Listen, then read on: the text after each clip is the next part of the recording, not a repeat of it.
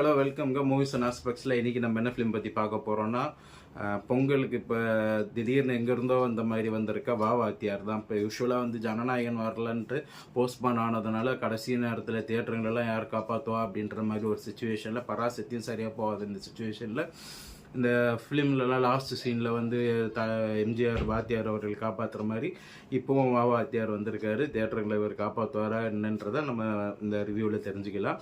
First படத்தோட story பற்றி சொல்லலாம். ஆக்சுவலாக வந்து அந்த டைட்டில்லேயே உங்களுக்கு புரிஞ்சிருக்கும். இது வந்து எம்ஜிஆர் பேஸ் பண்ணி அவரோட ஃபேன்ஸோட அந்த ஒரு கதை மாதிரி இருக்கும் அப்படின்ட்டு.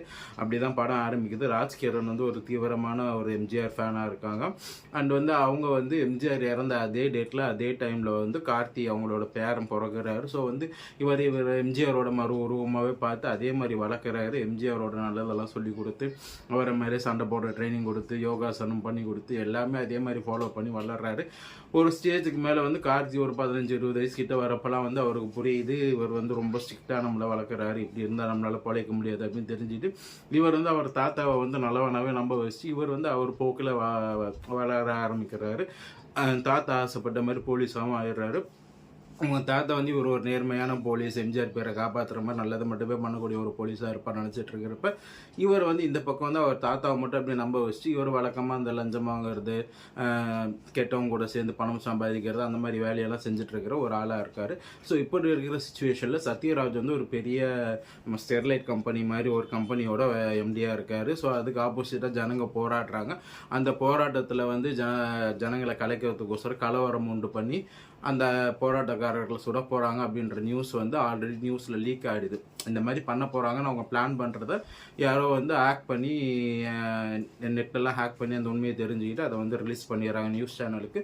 ஸோ அந்த யார் அதை பண்ணா அப்படின்னு கண்டுபிடிக்கிறதுக்கு ஒரு டீம் அமைக்கிறாங்க. அந்த டீமில் வந்து கார்த்தி நானும் போகிறேன். ஏன்னா இந்த கேஸ் சால்வ் பண்ணால் ஒரு பெரிய மனுஷனோட ஹெல்ப் நம்ம கிடைக்கும், அதன் மூலிமா நம்ம பெரிய லாபம் அடையலாம் அப்படின்ட்டு அவர் இந்த கேஸ்க்குள்ளே வர்றாரு. அதுக்கப்புறம் வந்து என்ன நடக்குது அப்படின்றது தான் ஸ்டோரி. அவர் வந்து இந்த பெரிய மனுஷனுக்கு ஹெல்ப் பண்ணி ஜனங்களை இது பண்ணாரா இல்லைனா வந்து எம்ஜிஆரோட அந்த இதிலெல்லாம் மாறிட்டாரா அப்படின்றத கொஞ்சம் ஃபேண்டசி அண்ட் ஒரு சின்ன பேய் கான்செப்ட் அந்த மாதிரிலாம் சொல்லி எடுத்திருக்காங்க. ஸோ ஓவராலாக வந்து ஸ்டோரியாக வந்து செம்ம இன்ட்ரெஸ்டிங்கான பிளாட் இது. ஆக்சுவலாக ஒரு நல்ல கபடி ஆடக்கூடிய ஒரு பிளாட். இதை வச்சு இன்னும் நல்லாவே எழுதியிருக்கலாம். பட் வந்து ஸ்டோரி நல்லா இருந்தாலும் ரைட்டிங்கில் கொஞ்சம் தான் பண்ணியிருக்காரு நலன் குமாரசாமி. இன்னும் கொஞ்சம் நல்லா பண்ணியிருக்கலாம். இது வந்து ஒரு பெரிய 6 அடிக்க வேண்டிய ஒரு பிளாட் இது. பட் வந்து அன்ஃபார்ச்சுனேட்லி அவர் வந்து 4 அடிச்சிருக்காரு. டொக்கு வைக்கல, அது வரைக்கும் சந்தோஷம். பட் வந்து ஒரு 4 அடிக்கிற மாதிரி அந்த மாதிரி அப்பப்போ 1-2 எடுக்கிற மாதிரி அப்படி தான் இருக்கும். பட் வந்து ஒன்றுமே ஒரு நல்ல ஸ்க்ரீன் ப்ளே பண்ணி நல்லா யோசித்து பண்ணியிருந்தால் ஒன்றுமே நல்லா வந்திருக்கும். அந்தளவு ஒரு நல்ல நிறைய விஷயங்கள் இருக்கக்கூடிய ஒரு பிளாட். ஸோ வந்து ஸ்டோரி அண்ட் ஸ்க்ரீன் பிளே எல்லாமே வந்து ஒரு 8 மார்க்ஸ் தர அளவு தான் இருக்குது.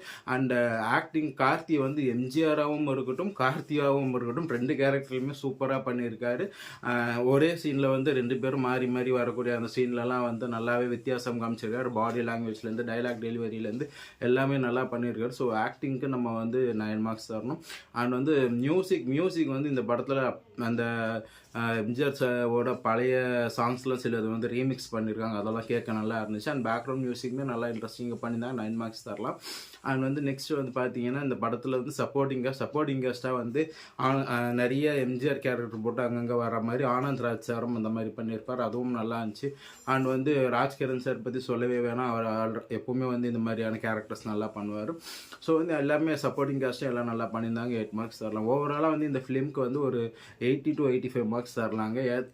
எதனால் அந்த 80 to 85னா ஸ்க்ரீன் பிளே இன்னும் கொஞ்சம் நல்லா நல்ல இன்ட்ரெஸ்டிங்கான சீன்ஸ் ஆட் பண்ணியிருந்தால் அந்த 85 வந்திருக்கும். பட் வந்து பிளாட் நல்லா இருந்தாலும் ஸ்க்ரீன் பிளேயில் இன்னும் நல்லா அதை வந்து எக்ஸ்ப்ளோர் பண்ணாமல் விட்டதுக்காக அந்த 80 to 85 80னே வச்சுக்கலாமே. ஏன்னா வந்து இந்த பிளாட்டில் இன்னும் நிறைய நல்ல இன்ட்ரெஸ்டிங்கான சீன்ஸ் வச்சுருக்கலாம். திடீர்னு எம்ஜிஆராக மாறக்கூடிய ஒருத்தவர் வந்து அதை வந்து எம்ஜிஆர் அந்த காலத்தால். ஸோ வந்து அவருக்கும் இந்த காலத்தில் நடக்கக்கூடிய டெக்னாலஜிஸ்லாம் சரியாக புரியாமல் இருக்கிற மாதிரி சில கன்ஃபியூஷன்ஸ்லாம் வச்சு அப்படிலாம் ஒன்றும் இன்ட்ரெஸ்டிங்காக எழுதியிருக்கலாம். பட் அன்ஃபார்ச்சுனேட்லி அந்த மாதிரி எதுவுமே பண்ணாமல் இப்போது டெக்னாலஜியும் எல்லாம் வந்து எம்ஜிஆருக்கு அத்துப்படியாக இருக்கிற மாதிரி ஒரு ரைட்டிங் பண்ணியிருக்கிறது எனக்கு கொஞ்சம் டிசப்பாயின்மெண்ட்டாக இருந்துச்சு. அதெல்லாமும் இன்னும் நல்லா இது பண்ணி நல்லா எக்ஸ்ப்ளோர் பண்ணியிருக்கலாம் அந்த ஆங்கிள் இல்லாமல். ஓவராலாக வந்து இது வந்து இப்போ கடைசி நேரத்தில் வாத்தியார் வந்து எதிரிங்கிட்ட வந்து காப்பாற்றுற மாதிரி தியேட்டருக்காரங்களை காப்பாற்றிடுமானா எஸ் ஓரளவு காப்பாற்றிடும். பட் வந்து ஒரு பிளாக் பஸ்டர் ரன் கொடுக்கும் அப்படின்ற மாதிரி எல்லாம் இல்லை. ஏன்னா இது வந்து ஃபேமிலி ஆடியன்ஸ் எப்படி என்ஜாய் பண்ணுவாங்க ரிசீவ் பண்ணுவாங்கன்னு தெரியல. பட் வந்து ஓவராலாக இது ஒரு நல்ல வாட்சுங்க. ஒரு அதே மாதிரி வந்து அந்த கார்த்தி எம்ஜிஆராக மாறக்கூடிய தருணமில் வந்து நம்ம முன்னாடியே ப்ரெடிக்ட் பண்ணலாம். அண்ட் அது வந்து எதனால் மாறுறாரு, அது வந்து ஃபேண்டசியா இல்லை ஹாரரா இல்லை வந்து ஒரு சைக்காலஜிக்கல் ப்ராப்ளம் இந்த ஸ்பிளிட் பர்சனாலிட்டி மாதிரி அந்த மாதிரியான்றத ஒரு தெளிவாக சொல்லலை. அது வந்து சில பேருக்கும் அதுவும் ஒரு சின்ன குறையாக தெரியலாம். ஓவரால் வந்து இந்த வாத்தியார் இந்த பொங்கல் சீசனுக்கு கண்டிப்பாக போய் தேட்டரில் பார்த்து என்ஜாய் பண்ணுங்கள். உங்களை வந்து ஒரு ஃபுல் மீல்ஸ் இல்லைனாலும் ஒரு பசிக்கு ஒரு மீடியமான மீல்ஸாக சாப்பிட்ட ஒரு திருப்தியாசை கொடுக்கும்னு நான் உங்களை கண்டிப்பாக அதை சொல்லி தான் ஆகணும். ஸோ வந்து வேறு ஏன்னா பராசக்தியும் இப்போ ஃபேமிலியோடு போய் பார்க்குற அளவு செட் ஆகாத காரணத்தினால கண்டிப்பாக வாத்தியாரை போய் பார்த்து என்ஜாய் பண்ணுங்கள். தேங்க்ஸ், பாய்.